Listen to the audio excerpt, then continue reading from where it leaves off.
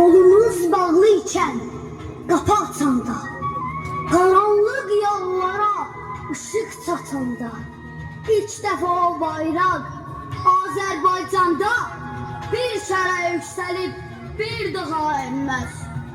Rəhbimiz Allah'tır, İslam dinimiz, o dahi Məhəmməd.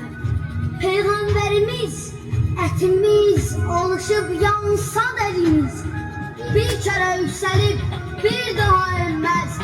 Bir kere yükselip bir daha inmez.